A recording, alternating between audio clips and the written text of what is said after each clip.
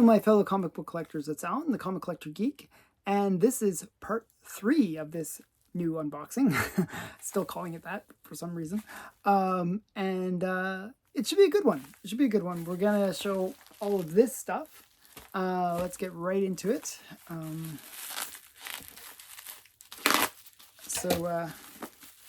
Actually, before starting this unboxing, I actually did try to slice in a bit, but they still wrapped it so much that I have more to unwrap. But this one is really well wrapped. Look, it had one layer around, several layers around actually, and then it had like more bubble wrap, and now it has like this cardboard boxy thing. Let's see if I can get past all that. I'm always scared of cutting into these things.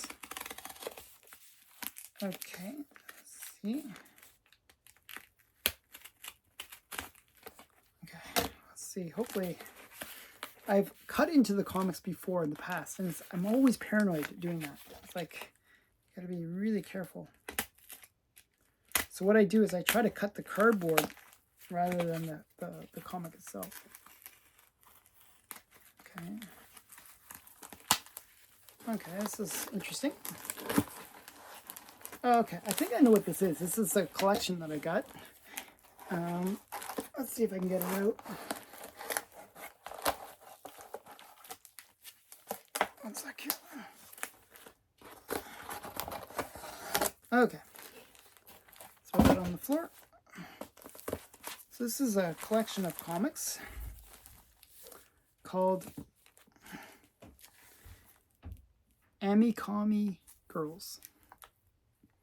And it's sort of like these DC characters, Wonder Woman and all these other ones, but in this sort of anime style. So this is anime kami girls. Wow, say that 5 times fast. And this is Earth in Crisis, Shocking Conclusion. So this is number 6. Then we got number 7.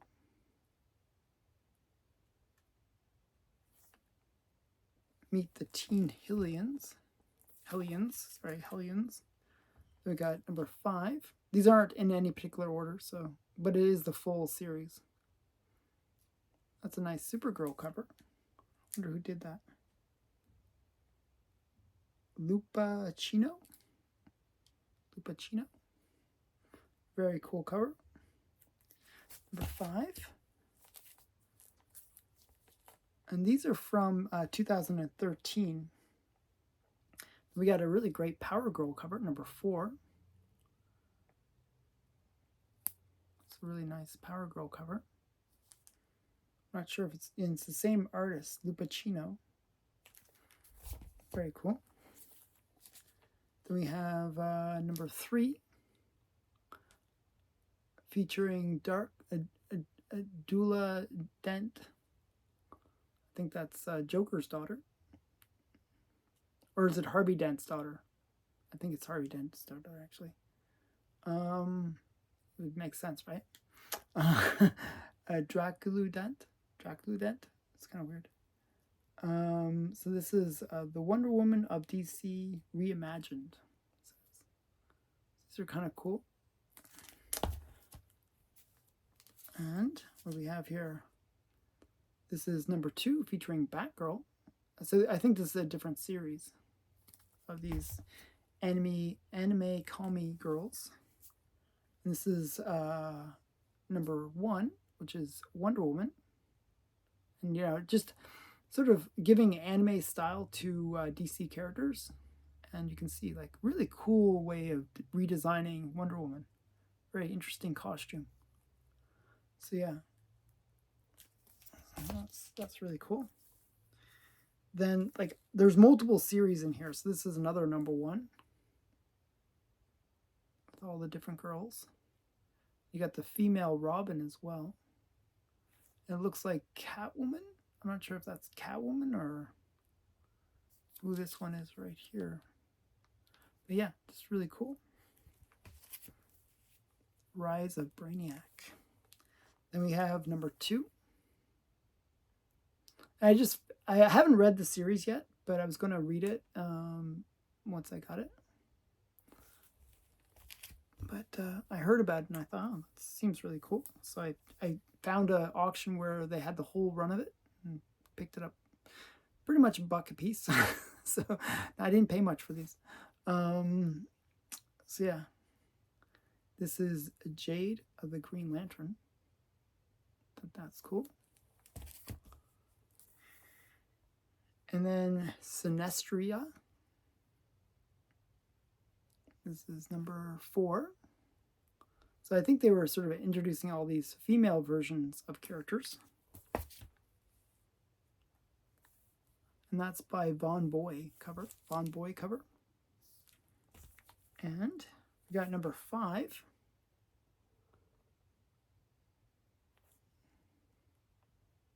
So if you like anime and you like DC, this is kind of the perfect mix. This one's really nice looking. Look at the way that they made Mara look. She looks really cool. So yeah, so this is got White Canary, Big Berta. Oh, Big Berta looks very different too. Almost didn't recognize her. I guess with the club it was pretty obvious, but I didn't really recognize her. I actually really enjoyed what's his name? Mr. Miracle. Yeah, I like Big Berta. It's a pretty cool character. And then we got White Canary, and I like Mara a lot. I always thought she was a babe. So yeah, this is a really cool one. Very cool. Very nice cover, actually. So yeah, so that's Anna. I'm probably every time I'm probably messing up the name, the pronunciation. Annie, Call Me Girls. Anime, Call Me Girls. Okay, so that's that.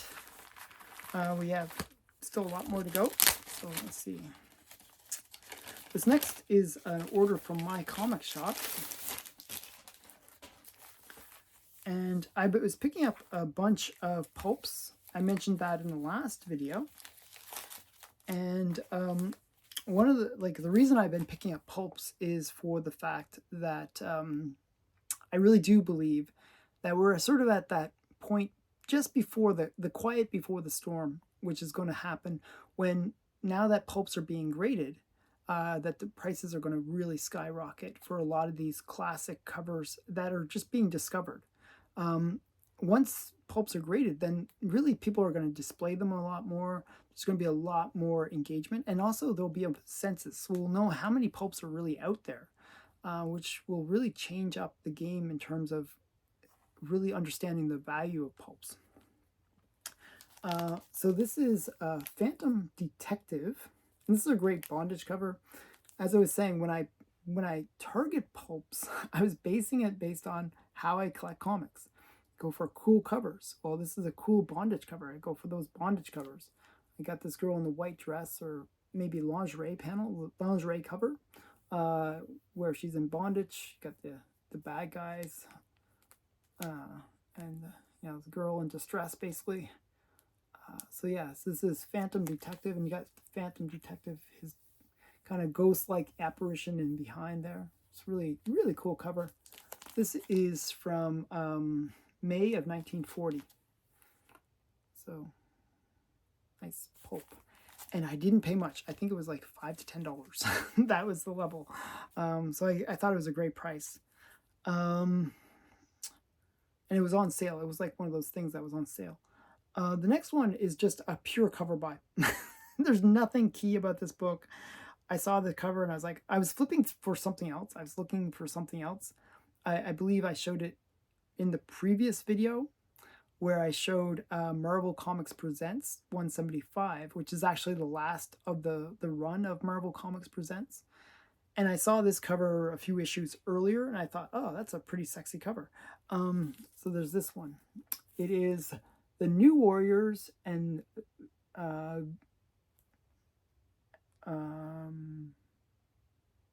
New Warriors, and I can't read what it says underneath. One second, I gotta open it up a little bit. Oh, Mace Vengeance Hawkeye. I just thought this girl was really sexy. I thought it was a really interesting cover. So yeah, I'm not sure if it's her first appearance or anything, but I just thought it was a really cool cover. Yeah, pure cover buy. It wasn't expensive though. And this is by R. Walker. So very cool. And this next one is interesting. I actually saw this on Heritage Auctions, and I was like, oh. And it was going for quite a lot. So I kind of wanted to get a cheaper copy, and I just noticed that it was on my comic shop for a reasonable price. I think I paid like $20 or $30 for this. This is a Doc Savage #1, and I just thought it was a really cool snake cover. I'm not as familiar with the character of Doc Savage, but I was actually, he's one of those characters that I feel like I have to know more about. So I was thinking I would start reading his early adventures. So Doc Savage #1.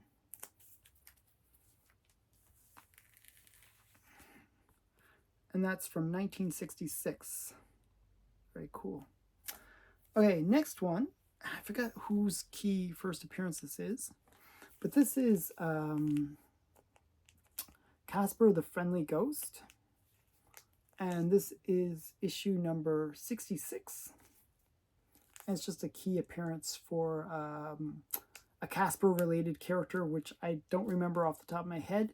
Whenever I don't remember, what I do, though, is I put in the description who the key first appearance is of this is in this book.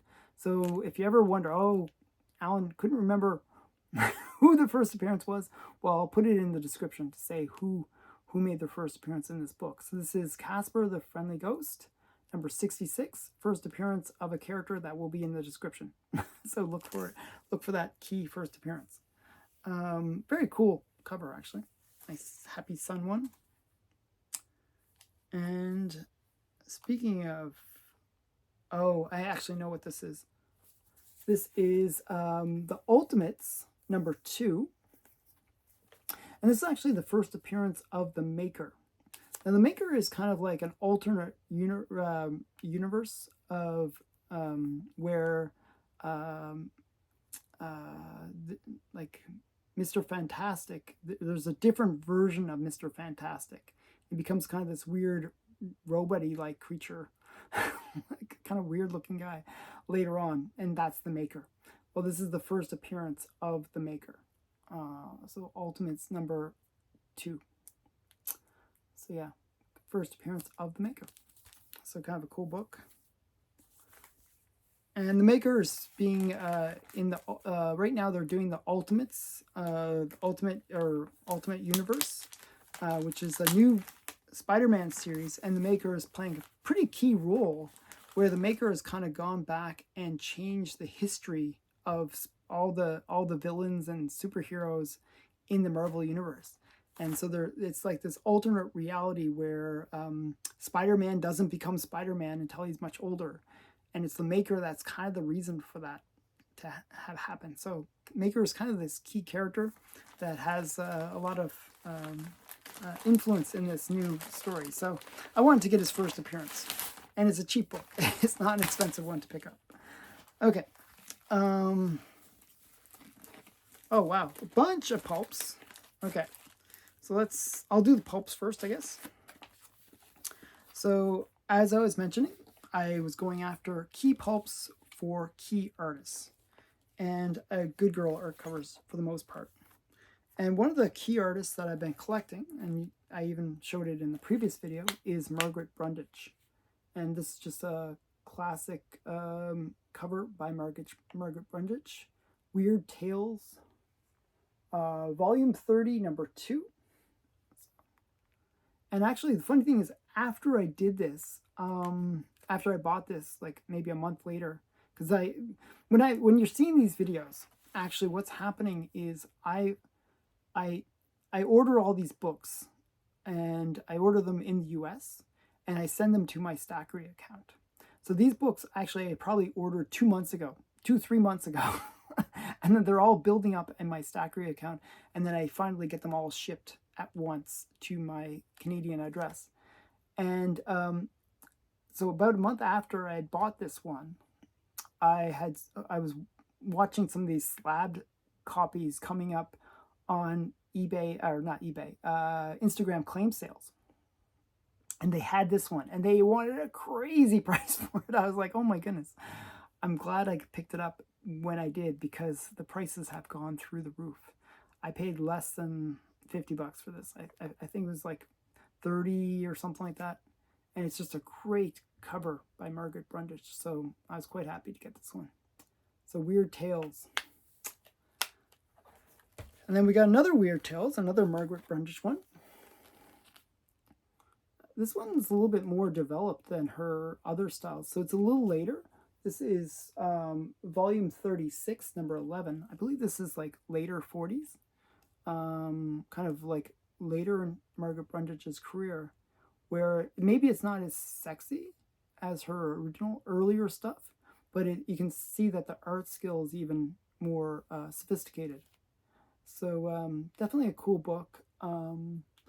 Yeah, I believe this would be like volume 36, so probably like late 40s, I would guess. I forgot the era, but so yeah, Weird Tales. It's not a cool one. So yeah, I just thought it was cool with the little lamb and stuff. Okay.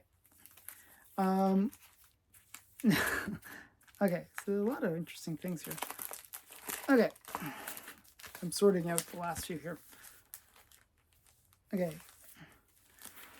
Somewhere in this unboxing, I picked up a slab of Wally Woods, a Wally Wood cover. And I picked it up really, really cheaply because I thought, oh, wow, this is a really cool cover. And they had it was a really great price on a claim sale.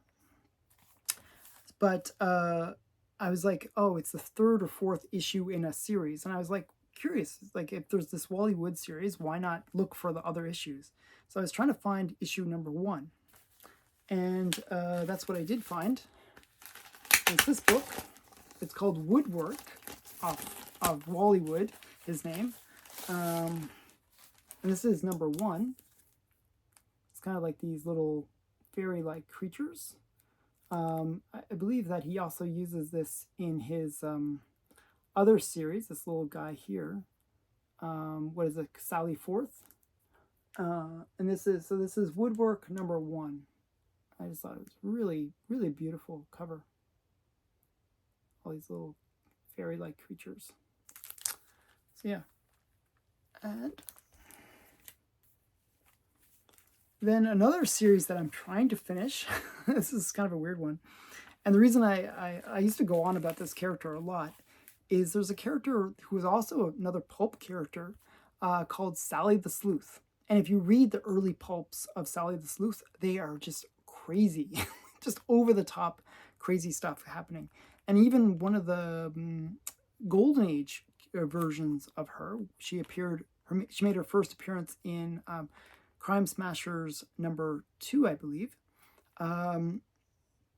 is a situation where it was mentioned in the Seduction of the Innocent, because it was like this over-the-top violent death that happens. And I've been trying to get the complete run of Crime Smashers ever since.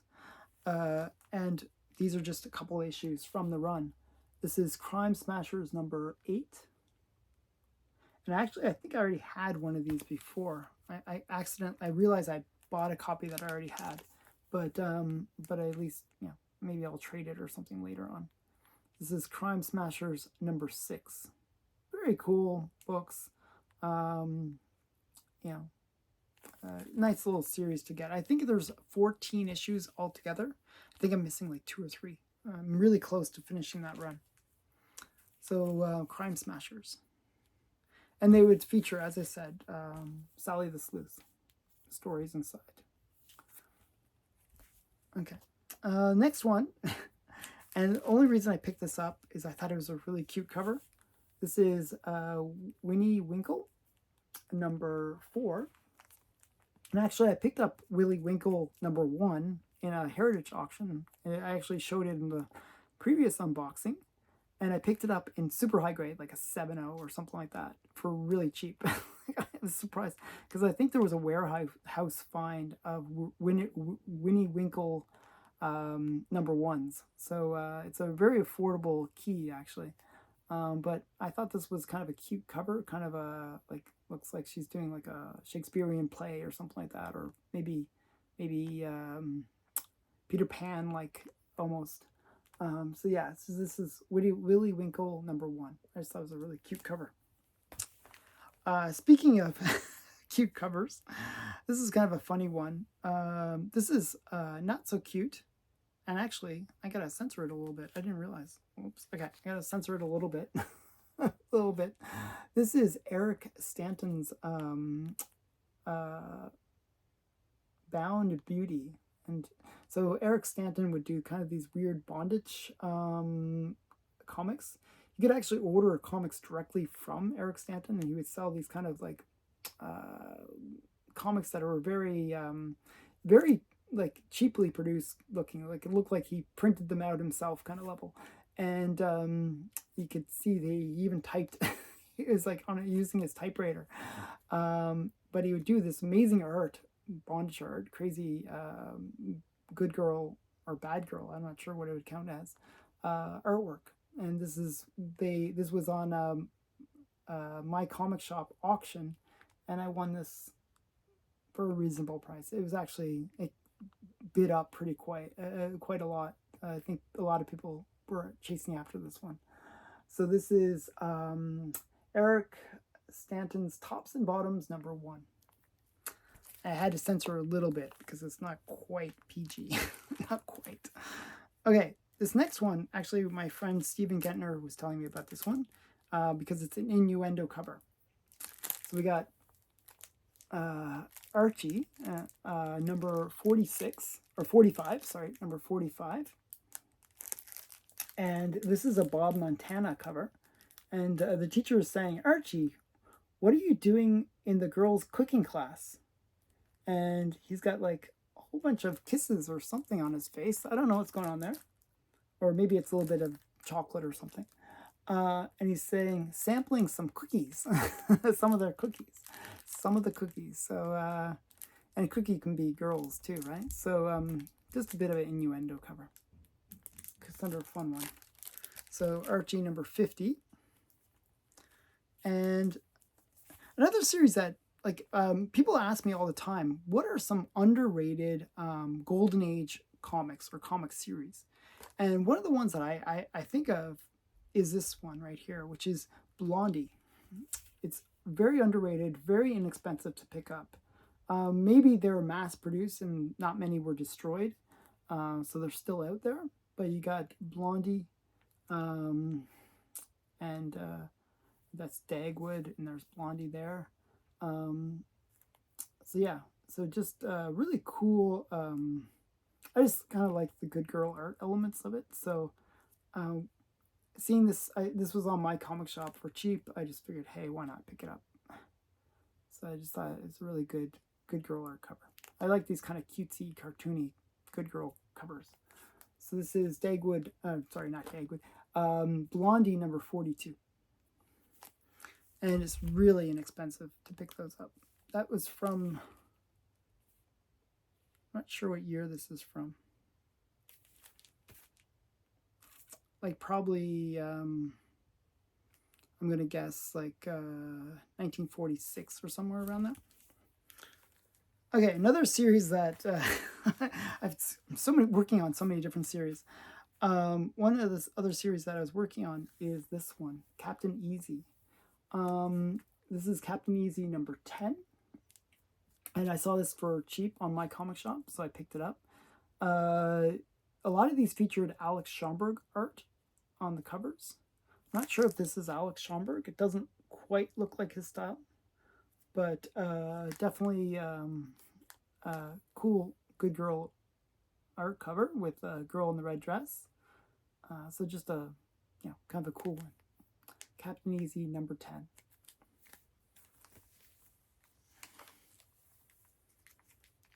Okay, and we've got 2 more left. I'm just trying to remember what is the...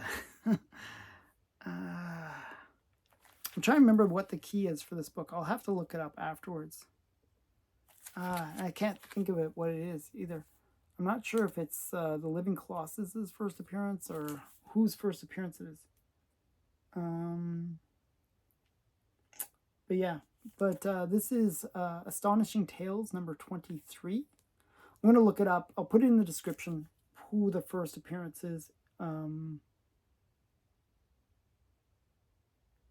It might be the first appearance of it, actually, the Living Colossus. So it actually might be, I think it is the first appearance of it,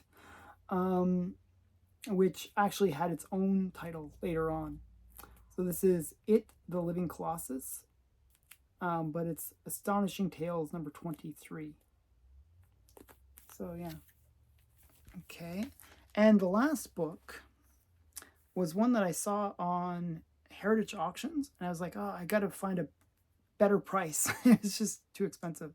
So I wanted to get this book. I thought it was a really cool looking cover. This is On the Spot, and it's actually one where it is the kind of a comic that was devoted to Pretty Boy Floyd, and it's like the whole story behind this notorious like villain, I guess. The true crime story of the most ruthless killer ever to expose law and order. So this is Pretty Boy Floyd's, it's a whole comic devoted to him, actually, which is interesting because usually when you get these crime comics, it'll have like 2 or 3 stories inside where it will talk about several, villains or criminals, and it will, give you quick synopsises of those characters. But this one is the first kind of, fully devoted to Pretty Boy Floyd. So Pretty Boy Floyd On the Spot. So very cool, and it's a great bondage cover as well. So what can you say? It's got that bonus of the pretty girl in the red dress, or red top at least, in bondage. So kind of fun. So this is definitely one I'll be reading. And it was done by Fawcett of all companies from 1948. So yeah, so this is part 3 done. I hope you enjoyed this part. If you have any questions or comments, put them in the comments below. And if you enjoyed this video, please give it a thumbs up. It helps the algorithm. And also subscribe to the channel. Thanks again for watching. Bye for now.